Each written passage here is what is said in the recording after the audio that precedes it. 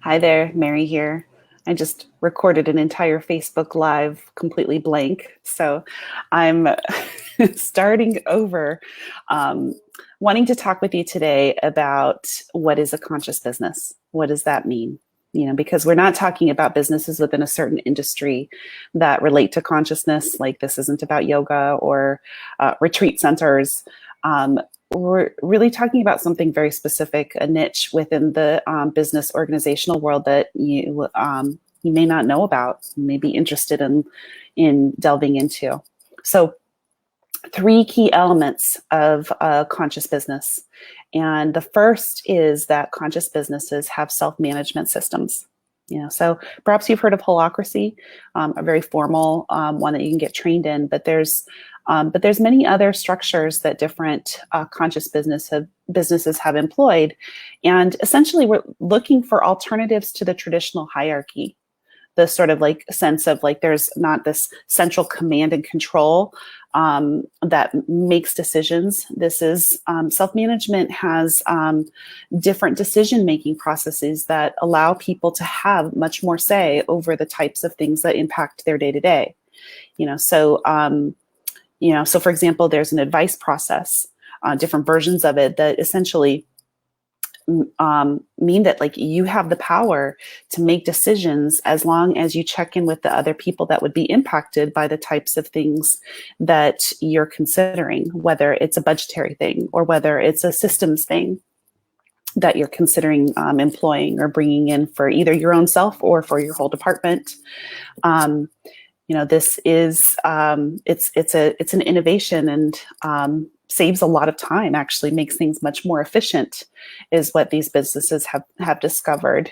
And already kind of alluding to this, there's a certain kind of co-holding of resource allocation, such as the budget. So, like everybody has a certain say in aspects that impact them and a certain responsibility for upholding the organizational goals, and how to support the big picture, right? So self-management. The second is wholeness. And this is something that I think maybe more of you may experience even in traditional business models, is this welcoming, this sort of enabling of employees to kind of present their full personas at work. Even businesses that allow you to bring your kids and have childcare on site, or have meals, or there's different ways that we invite wholeness, rather than just show up at work compartmentalized. This is a place for your work identity. You need to leave the rest of you elsewhere.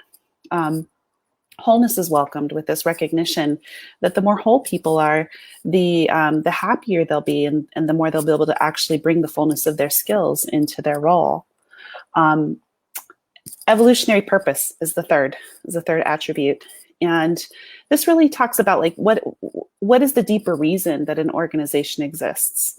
Is it like how is it wanting to make a difference in the communities that it serves or operates in, and not just at a philosophical level, not just like at the really like do you have a mission statement, but also like what do your day-to-day practices look like, and do they line up? How do your customers see the alignment between your evolutionary purpose and their experience of your product?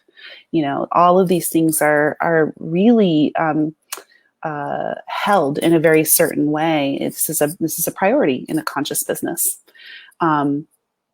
And specifically within a very particular model, these three attributes have another name that you might have guessed already. These can be called Teal businesses.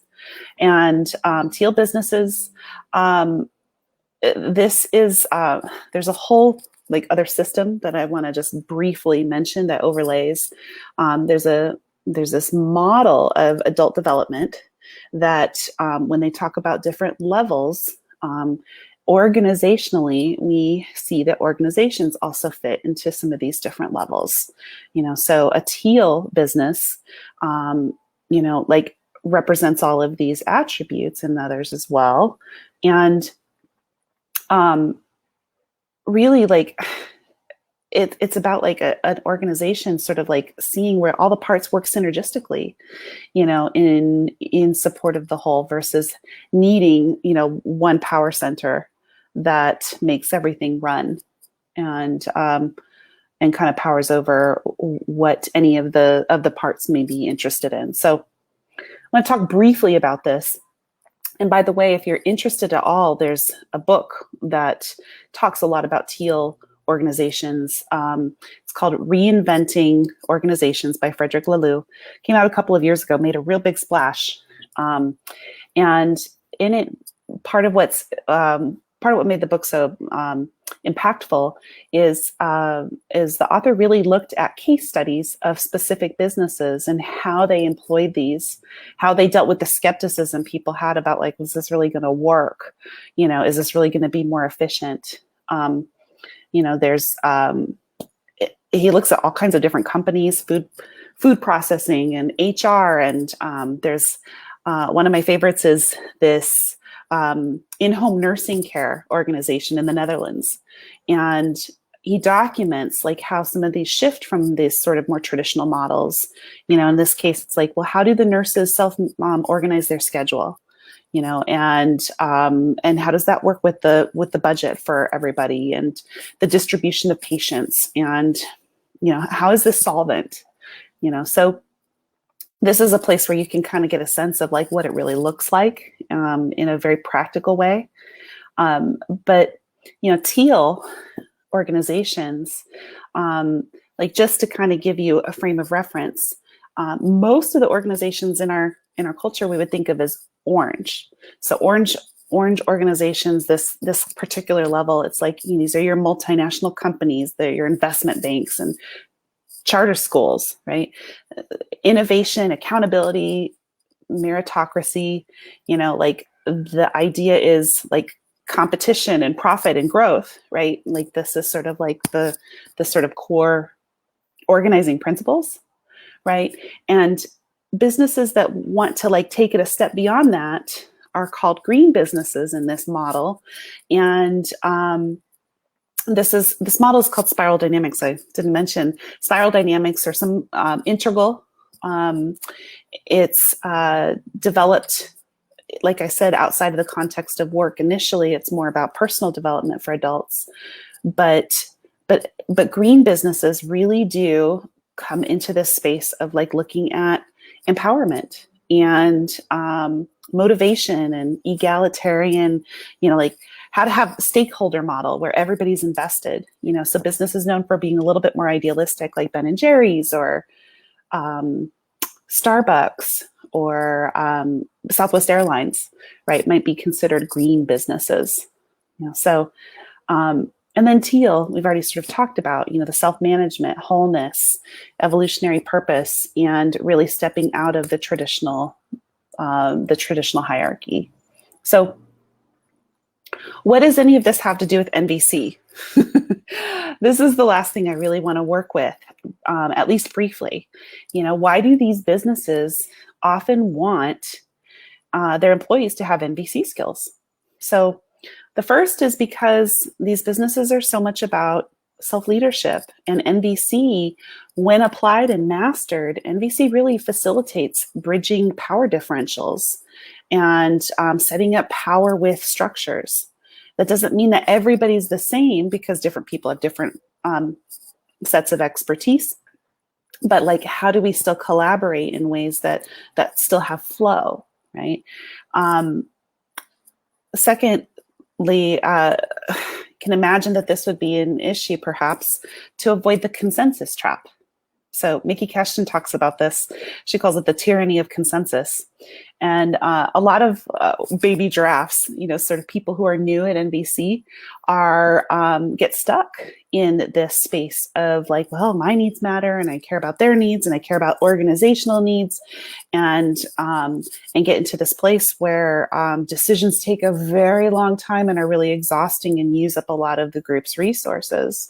So NVC really, when you start to apply some of the deeper skills in terms of running meetings more effectively, in terms of having the capacity to be more productive in collaborations. Well, these things really do support or provide alternatives, both to like a top-down decision-making process and to a consensus. It's like there are other options, and that's part of what gets developed when you integrate NVC. Last, because self-management, frankly, requires you to be able to speak up, to make requests, to have skill, rather than avoid all those situations that are a little bit awkward, or that kind of like that dilemma of being the bulldozer or the doormat, or like sort of this awkward way of dealing with blunt opinions. So NVC really supports folks in having a sense of how to show up in this way that's mindful and direct. Again, this is all about efficiency and productivity and compassion, all at the same time. So I hope this gave you some interesting food for thought. If you want to make sure that you don't miss future broadcasts, please, set yourself up so that you turn on the notifications or like the page. Certainly can share this with anybody who's like-minded at work. This has sparked any ideas for you in terms of a particular team dynamic, or like maybe even wanting to bring in somebody to start to talk about some of these concepts, or make an NVC intro training for your team, or do some facilitation work. Just want to get some wheels turning, and we'll be back next week with another video. So thanks so much.